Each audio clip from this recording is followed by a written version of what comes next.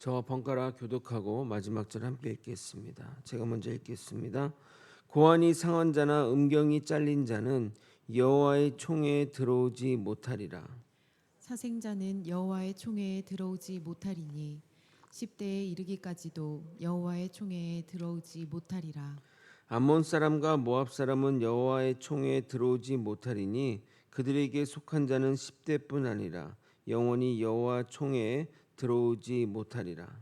그들은 너희가 애굽에서 나올 때에 떡과 물로 너희를 길에서 영접하지 아니하고 메소보다미아의 브돌 사람 부올의 아들 발람에게 뇌물을 주어 너희를 저주하게 하려 하였으나 내 하나님 여호와께서 너를 사랑하심으로 내 하나님 여호와께서 발람의 말을 듣지 아니하시고 내 하나님 여호와께서 그 저주를 변하여 복이 되게 하셨나니 내 평생에 그들의 평안함과 형통함을 영원히 구하지 말지니라.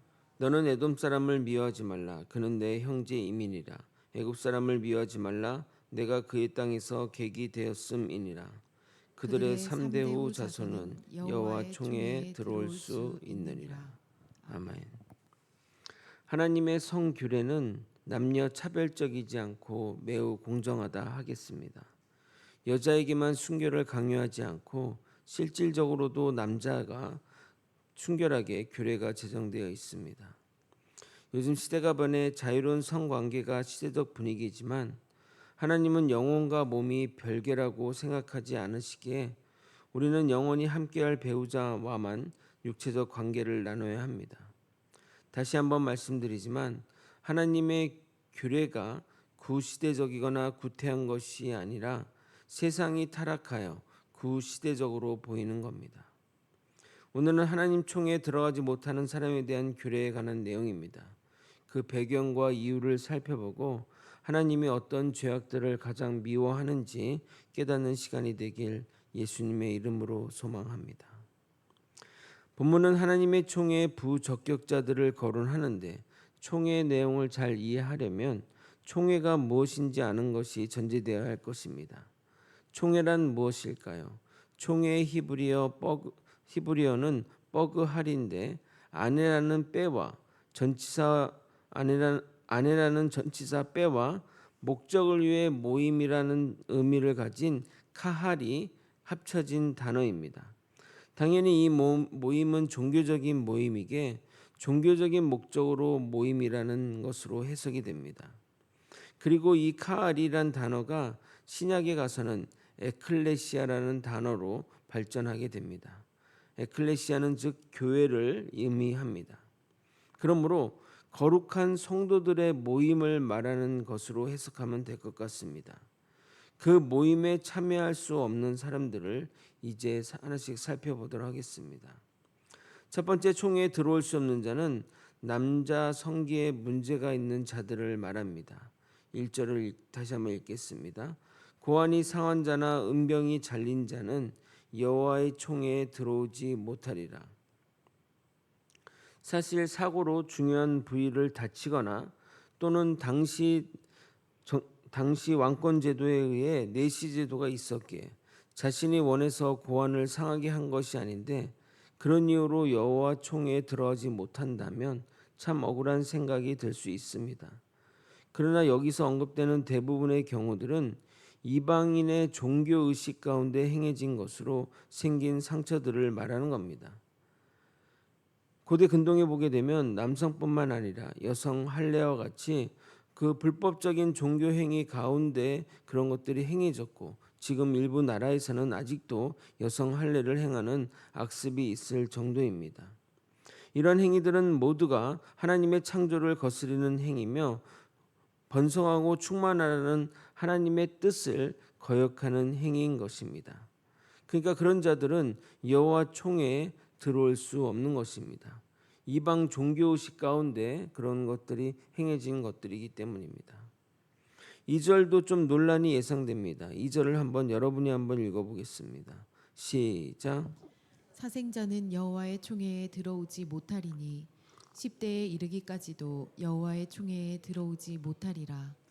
사생자는 정식적인 결혼 관계 외에서 난 자녀를 말하는 겁니다. 그런데 사실 사생자가 무슨 잘못입니까? 부모가 잘못했는데 그 잘못을 자녀가 짊어지는 것은 억울하다는 생각이 드실 겁니다. 그러나 여기서 사생자는 정상적인 결혼 관계 이외에서 낳은 그 자식을 말하는 것이 아니라 근친 상간으로 태어났거나 이방인과의 관계를 통해 태어난 아이를 말합니다. 왜냐하면 율법 자체에 불법적인 성관계가 없기 때문입니다. 물론 그 법을 어기는 자들이 있지만 법의 일관성인 측면에서 사생자는 남녀가 결혼 없이 자녀를 낳는 경우는 율법적으로 없기에 그런 것을 배제한다면 도저히 자녀로 올릴 수 없는 근친상간이나 이방인과의 관계를 통해서 낳은 자녀만을 말하는 겁니다. 예를 들어 과거에는 동성 동본 결혼이 원천적으로 불가했기에 동성 동본들은 혼인 신고를 하지 못하고 결혼하며 살았던 겁니다. 그러나 통계적으로는 대한민국 동성 동본 결혼은 0이라고 말할 수 있지만 실제는 그렇지 않다는 겁니다. 마찬가지로 율법에 따르면 혼인 관계를 통하지 않은 남녀 관계는 없기에 이스라엘 사람 사이에는 사생아가 없습니다. 그러므로 여기서 말하는 사생아는 자녀로 입적할 수 없는 관계만 남게 되는 것이고 그런 자들이 여호와 총회에 들어올 수 없는 겁니다. 그러나 이방인의 자녀를 할지라도 그가 여호와 하나님의 신앙을 받아들이면 여호와 총회에 들어올 수 있는 길을 열어놓음으로써 이 사생자는 근친 상간에 한정되는 것으로 우리는 이해할 수 있습니다. 창세기를 보시게 되면 소돔과 고모라의 멸망으로 인해 마을 사람들이 다 죽고 심지어는 롯의 아내까지 불순종으로 죽게 됨으로써 아브라함의 조카 롯과 그의 두 딸만 살아남게 됩니다. 안타깝게도 롯의 두 딸은 모든 이들이 다 죽었다고 판단하여 아버지에게 술을 먹이고 동침하게 됩니다. 그래서 낳은 자손이 바로 모압과 암몬입니다. 즉 근친 상간으로 낳은 자녀들입니다. 그래서 그들이 여호와 총회에 가지 못하는 이유가 되기도 하지만 그의 후손들까지 여호와 총회에 들어오지 못하는 것은 좀 억울하다는 생각이 드실 겁니다. 3절입니다. 암몬 사람과 모압 사람은 여호와 총회에 들어오지 못하리니 그들에게 속한 자는 10대뿐 아니라 영원히 여호와의 총회에 들어오지 못하리라. 죄를 지은 그들뿐 아니라 후손들까지 저주받는 것은 연좌제가 아니냐. 그래서 억울한 생각이 들 수 있습니다. 그러나 그렇지 않습니다. 출애굽 초창기를 보게 되면 하나님은 모압과 암몬과 좋은 관계를 유지하라고 말할 정도로 그들을 배려했던 것을 볼 수 있습니다. 신명기 2장 17절에서 19절입니다.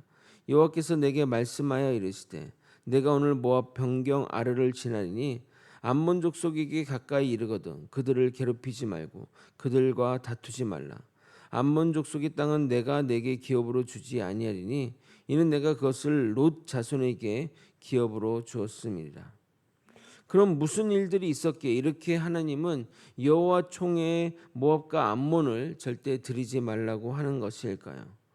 모압과 암몬은 출애굽하여 고향으로 돌아오는 자신의 동포인 이스라엘 민족을 도와주지 않았을 뿐더러 그들은 당시 유명한 그 메소포타미아에 있는 제사장 발람을 시켜 출애굽 백성을 저주하라고 시켰던 겁니다.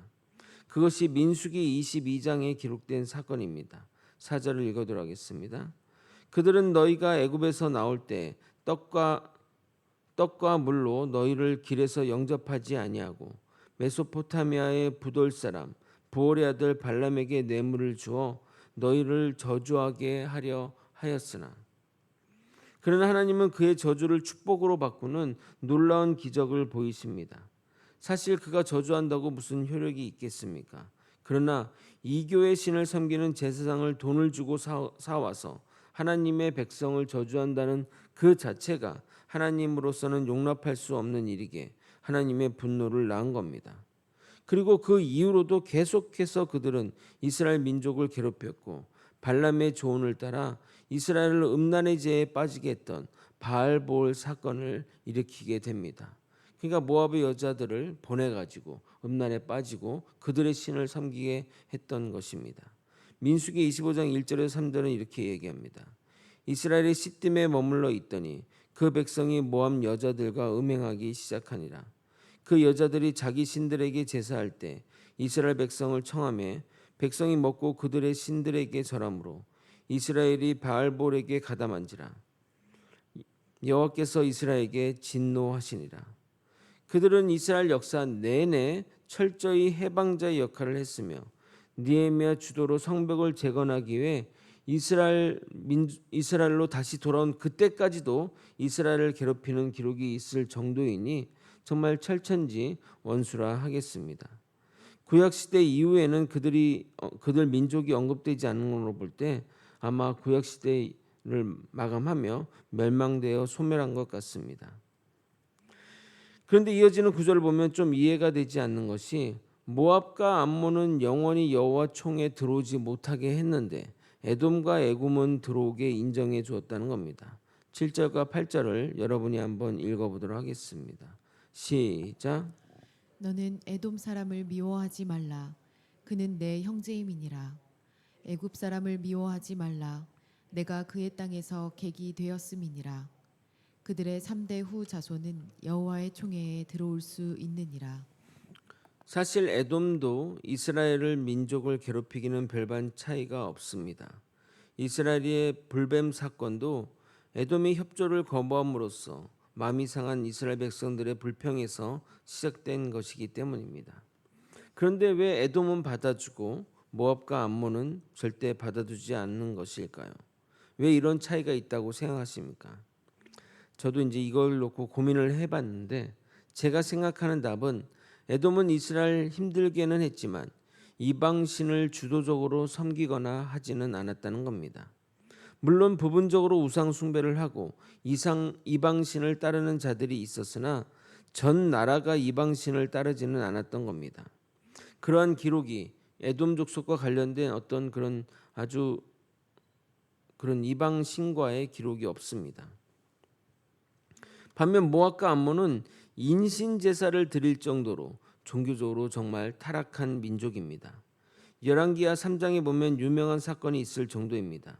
모압 왕이 전세가 기울자 자신의 아들을 잡아다가 성 위에서 번제를 드렸는데 그것을 본 사람들이 질려 돌아간 사건이 있을 정도입니다.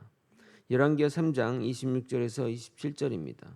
모압 왕이 전세가 극렬하여 당하기 어려움을 보고 칼찬 군사 700명을 거느리고 돌파하여 지나서 에돔 왕에로 가고자 하되 가지 못하고 이에 자기 왕위를 이어 왕이 될 맏아들을 데려와 성 위에서 번제를 드린지라. 이스라엘에게 크게 경노함이 임함에 그들이 떠나 각기 고국으로 돌아갔더라. 왕이 이런 행동을 할 정도이니 일반 백성은 말할 것도 없는 것입니다. 그들은 그런 인신제사, 자기 자녀들을 불 가운데 번제하는 일들이 비일비재했던 것입니다. 마지막으로 애굽은 유명한 태양신을 섬기는 나라이니 이 나라를 또 받아들인 것도 이해되지 않을 수 있습니다. 그러나 애굽은 한때 기독교를 받아들인 나라이기도 합니다. 지금도 이슬람이 주를 이루지만 나라 인구의 15%는 기독교 쿰난 공동체를 이뤄 기독교를 믿고 있습니다. 성경에도 의인 10명만 있어도 멸망시키지 않는다고 했으니 15%면 참 많은 이들이 주를 받아들이고 있다 생각됩니다. 말씀을 정리하겠습니다. 하나님은 여호와 총에 들어오지 말라고 한 자는 이방신의 제사를 통해 자신의 몸을 훼손한 자, 그리고 근친상간, 그리고 이방인과 결혼하여 낳은 사생아는 총회에 들어올 수 없게 했습니다. 또한 민족으로는 모압과 암몬은 받아들여서는 안 되고 애굽과 에돔은 허락했습니다. 그 이유는 모압과 암몬은 이스라엘을 저주하고 또 추하고 악한 이방신을 섬겼고 에돔과 에돔은 이스라엘을 힘들게 하지만 하나님을 받아들였고 타락한 종교로 나아가지 않았기 때문입니다. 우리 또한 하나님 총회에 들어가기 합당한 삶을 살아가야 합니다. 하나님 기준에 어긋나지 않은 길로 나아가지 않고 오직 주의 길로만 나아가는 저와 여러분이 되시길 예수 그리스도 이름으로 축원드립니다. 기도하시겠습니다. 하나님이 정한 규례대로 살아 하나님이 정한 길로 나아가는 주의 백성 되게 도와주시옵소서. 하나님의 백성을 힘들게 하고 하나님과 아닌 다른 이방신이나 아버지 악한 제사 방식을 따르는 아버지 그런 불법적인 행위에 절대 가담하지 않고 온전히 주님만 바라보며 주님의 뜻 안에서 살아가는 우리가 되게 도와주시옵소서. 그것이 바로 거룩한 자들의 모임 총회이기 때문입니다. 하나님을 더욱더 믿는 우리가 되게 도와주시고 교회 가운데 더욱더 신앙을 공고히 세워나가는 우리 모두가 될 수 있도록 이끌어 주시옵소서. 사랑이 많으신 예수 그리스도 이름으로 기도드리옵나이다. 아멘.